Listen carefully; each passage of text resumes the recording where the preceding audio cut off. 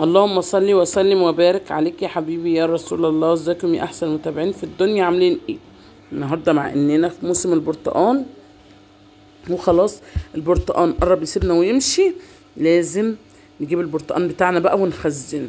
بس البرتقال غالي يا ام احمد، بس هنعمل ايه؟ لازم نخزنه عشان كوبايه العصير في الصيف تكون كده بحته التلج الجميله. بصوا العصير البرتقال دوت صراحه جميل، مشروبه حلو قوي. طبعا كلنا عارفين ان كله غذاء.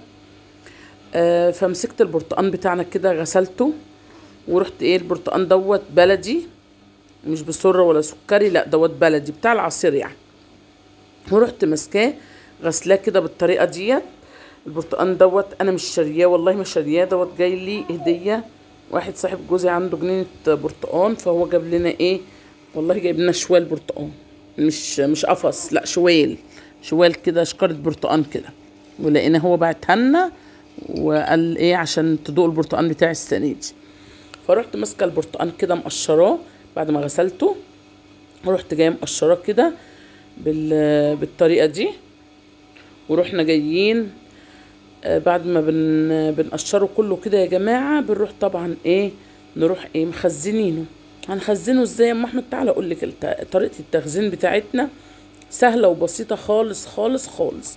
هنلم بس القشر كده ونتخلص منه، ومش عايزين القشر بتاعنا ده خالص. انا مش عارفه الكاميرا مش ثابته خالص، عماله احاول ان انا اثبت فيها. الحمد لله اتثبتت اهيت معايا. فبجيب البرتقال كده ونروح جايين مقطعينه انه اسجل واجيلك. ونروح جايبين كوبايه سكر، ونروح جايبين البرتقال بتاعنا. بنروح ماسكين البرتقانيه كده، نروح فاتحينها 4/4 كده اهو كده، ونروح جايين مقطعينها وسايبينها. يعني نروح ماسكين البرتقانيه، نروح فاتحينها من النص كده 4/4 كده زي ما انتوا شايفين بالشكل الجميل دوت. ونروح جايين حاطينها كده في فوله ولا نحطها في حاجه، ونروح جايين ماسكينها كده اهو بالشكل القمر دوت. بس اهم حاجه تكون البرتقانيه معانا ناشفه، يعني تغسليها قبل ما تقشريها. ومعايا كيسه دلوقتي كده، واروح حاطه فيها 3 برتقانات، واروح جايه حاطه عليها يجي 4 معالق سكر كده، يعني كل برتقانايه لها معلقه سكر، وتروح حطاها معاها السكر دوت الماده الحافظه بتاعه البرتقال. خلاص كده، يعني نقدر نقول الكميه دي كلها خدت مننا يعني نص كيلو سكر. حطيت كده كل برتقانايه معلقه سكر، يعني بحط كده قيمه 4 معالق سكر كده في قلب الكيس بتاعنا. من ناحيه اهي تبقى ماده حافظه للبرتقال، ومن ناحيه تانية حتى لو طلعت الكيس ومش عندك سكر اهو السكر بتاع البرتقال موجود معايا.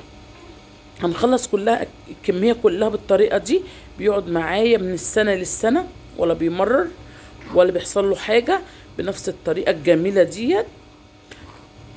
فصراحه يا جماعه بتبقى كويس اوي في البيت. ضيف جالك في الصيام اللي احنا فيه، طبعا لسه هنصوم. الصيام ما بيخلص طول السنه، مش تقولي في رمضان بس، طول السنه احنا طبعا الحمد لله صايمين. فبتطلعي كيس وتروحي عامله منه. ضيف دخل عليكي عايزين يشربوا اي حاجه فريش كده. يا رب يكون الفيديو بتاعنا عجبكم واستفدتوا منه. مش تنسوا لي احلى لايك.